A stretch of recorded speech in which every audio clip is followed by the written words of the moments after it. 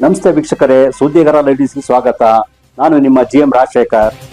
ಅರಣ್ಯ ಇಲಾಖೆ ಅಧಿಕಾರಿಗಳು ಭರ್ಜರಿ ಕಾರ್ಯಾಚರಣೆ ನಡೆಸಿದ್ದು, ರಾತ್ರಿ ವೇಳೆ ಕಾಡು ಪ್ರಾಣಿಗಳ ಭೇಟಿಯಾಡಿ ಸಾಗಿಸುತ್ತಿದ್ದ ಇಬ್ಬರು ಆರೋಪಿಗಳನ್ನು ಬಂಧಿಸಿದ್ದಾರೆ. ಮಲೆನಾಡಿನಲ್ಲಿ ಕೆಲವರಿಗೆ ಭೇಟಿಯಾಡುವುದು ಒಂದು ಫ್ಯಾಷನ್ ಆಗಿಬಿಟ್ಟಿದೆ. ಕಾಡು ಹಂದಿ ಬೇಟೆ ಆಗಾಗ ನಡೆಯುತ್ತಾನೆ ಇರುತ್ತೆ. ಆದರೆ ಇತ್ತೀಚೆಗೆ ಬೇರೆ ಪ್ರಾಣಿಗಳ ಮಾಂಸದ ರುಚಿ ನೋಡಿರುವ ಕೆಲವು ಸಮಾಜಘಾತಕರು ಇಂತಹ ಕೃತಿಯನ್ನ ಬೆಸಗುತ್ತಿದ್ದಾರೆ.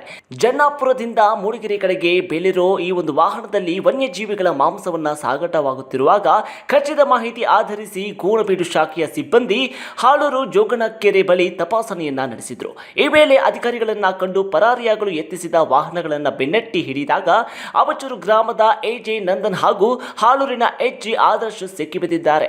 ಬಂಧಿತರ ಬಳಿಯಿದ್ದ ಪ್ಲಾಸ್ಟಿಕ್ ಚೀಲದಲ್ಲಿ ಬೇಟೆಯಾಡಿ ಸಾಗಿಸಲಾಗಿದ್ದ 3 ಪುನುಗು ಬೆಕ್ಕುಗಳ ಪತ್ತೆಯಾಗಿದ್ದು, ಇವುಗಳನ್ನು ಕಳಸಾಪುರ ಮತ್ತು ಮರ್ಲೆ ಅರಣ್ಯ ಪ್ರದೇಶದಲ್ಲಿ ಸರ್ಚ್ ಲೈಟ್ ಬಳಸಿ ಶಿಕಾರಿ ಮಾಡಿರುವುದಾಗಿ ಆರೋಪಿಗಳು ಒಪ್ಪಿಕೊಂಡಿದ್ದಾರೆ. ಇವರಿಂದ 2 ಬಂದೂಕುಗಳು, 4 ಜೀವಂತ ಗುಂಡುಗಳು ಹಾಗೂ ಮೊಬೈಲ್ ಹಾಗೂ ಕೃತ್ಯಕ್ಕೆ ಬಳಸಿದ ವಾಹನಗಳನ್ನು ವಶಪಡಿಸಿಕೊಳ್ಳಲಾಗಿದೆ. ಪ್ರಕರಣದಲ್ಲಿ ಭಾಗಿಯಾಗಿ ತಲೆಮರೆಸಿಕೊಂಡಿರುವ ಪ್ರೀತಮ್, ಚಿದಾನಂದ, ಕೃಷ್ಣಪ್ಪ ಹಾಗೂ ಬಂದೂಕು ನೀಡಿ ಸಹಕರಿಸಿದ ಕರುಣಾಕರ ಮೂರ್ತಿ ಎಂಬುವವರಿಗೆ ಅರಣ್ಯ ಇಲಾಖೆ ಶೋಧವನ್ನು ಮುಂದುವರೆಸಿದೆ.